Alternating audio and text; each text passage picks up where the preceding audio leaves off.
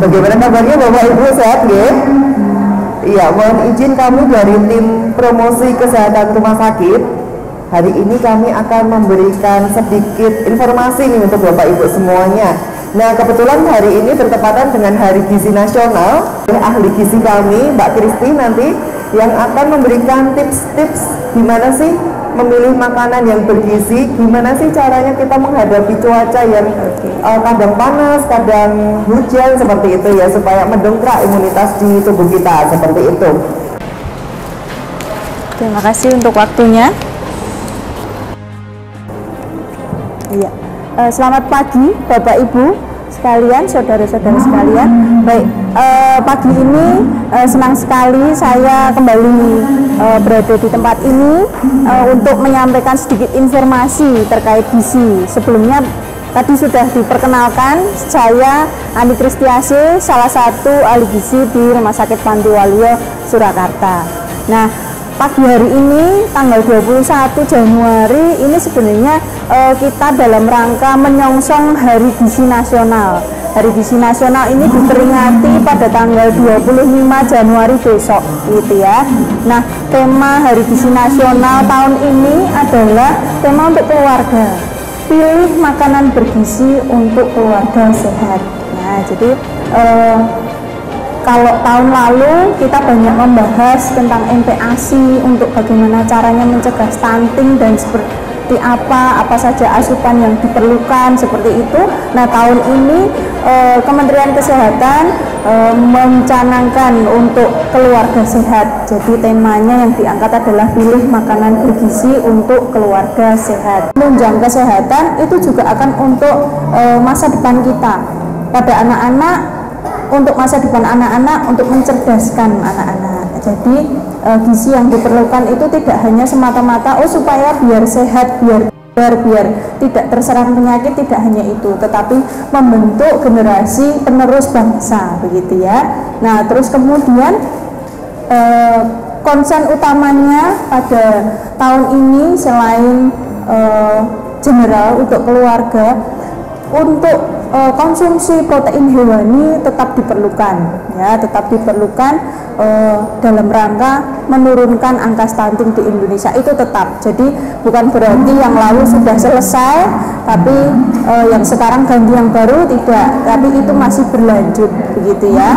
Kemudian yang diterima Bapak Ibu itu adalah salah satunya, kalau yang di kategori makanan pokok itu adalah salah satu contoh sumber tenaga yang ada di kehidupan sehari-hari. Makanan pokok itu macam-macam. Nah, Kemenkes mengajak kita semua untuk mengkonsumsi, terutamanya adalah pangan lokal. Ya, di situ ada beras, ada umbi-umbian begitu ya. Jadi kita tidak perlu mencari-cari sumber karbohidrat, sumber makanan pokok yang tidak ada di Indonesia begitu ya. Tapi yang jelas tetap harus mencukupi kebutuhan gizi sehari-hari. Nah, jumlahnya kalau dulu kita mengenal yang namanya prinsip gizi seimbang itu adalah 4 sehat 5 sempurna dulu ya. Tapi sekarang itu sudah tidak relevan.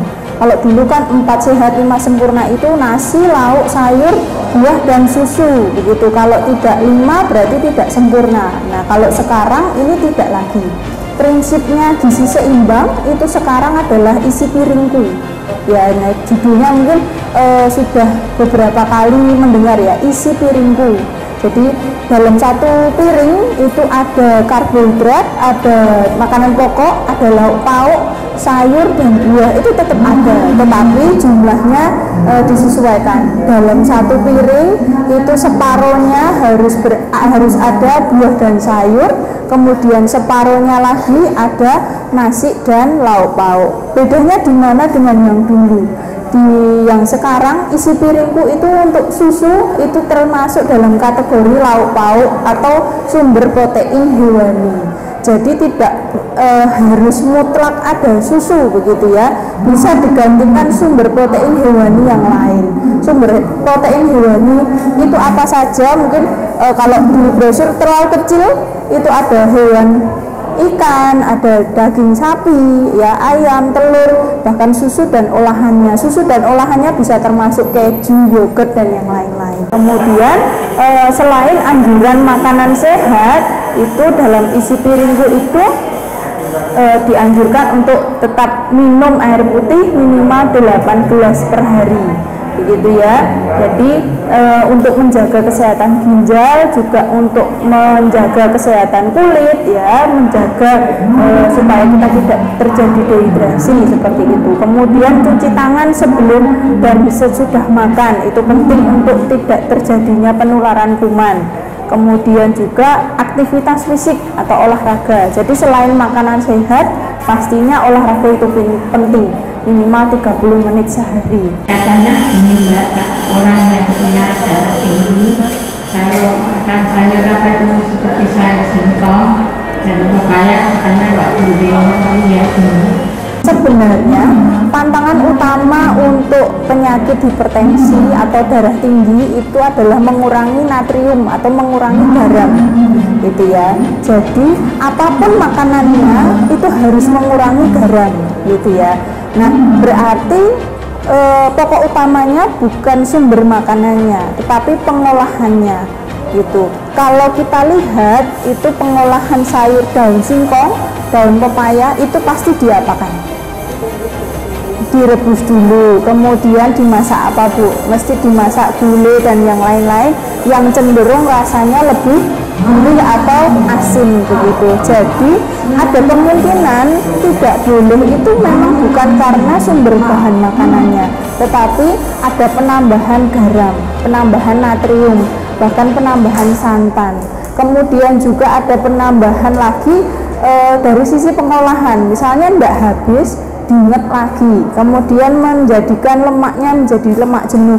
Nah, itu juga adalah pantangan bagi pasien yang darah tinggi. Jadi sebenarnya lebih ke arah pengolahan. Misalnya mau makan sop itu juga boleh, tapi kalau sopnya asin juga tetap sama saja, itu tidak boleh.